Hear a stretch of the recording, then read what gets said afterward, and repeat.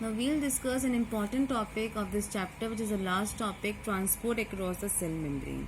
We have already discussed the cell structure of the cell membrane and the importance of the cell membrane.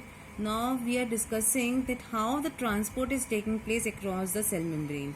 As I've already told you, cell membrane is selectively permeable.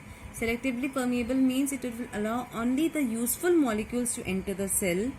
The secretions and the waste products will leave the cell.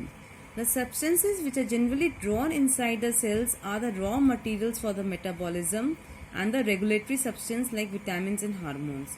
And the substance which leave the cells are the waste products like the nitrogenous waste, carbon dioxide and some of the secretions. So how the transport is taking place across the cell membrane? It takes place through passive transport, which involves diffusion and osmosis, and active transport.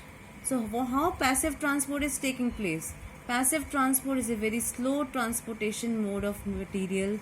ATP expenditure does not take place. Only small molecules like water, gas and ions can pass through passive transport across the cell membrane. Passive transport is bidirectional.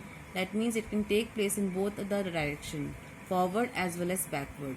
Carrier proteins are not involved in passive transport, whereas in case of active transport, it is a rapid transport of material, very fast. ATP expenditure takes place. Large molecules like glucose, amino acid and some of the ions like potassium and sodium can pass through active transport across the cell membrane.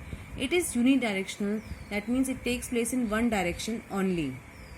And active transport can take place only when carrier proteins are involved. So how the crossing across the cell membrane is taking place? Substance can cross the cell membrane because of the membrane's property of being partially permeable or selectively permeable. That is, it is permeable to only some of the substances and not to others. Some substances are able to move into the cell and some are allowed. So this is a diagrammatic representation of passive and active transport, where you can see in passive transport through diffusion, you can see through the lipid bilayer of the cell membrane. Through diffusion, the molecules are able to pass through the cell membrane, and in case of facilitated diffusion, you can see a carrier protein is involved in case of facilitated diffusion, whereas in case of active transport also carrier protein is involved as well as ATP expenditure takes place. This purple color molecule shown in the diagram is the carrier protein. So how active and passive transport takes place? What is the method involved? In case of active transport, movement of substance from the region of lower concentration to the region of higher concentration takes place against the concentration gradient, and it requires energy from cell respiration in the form of ATP.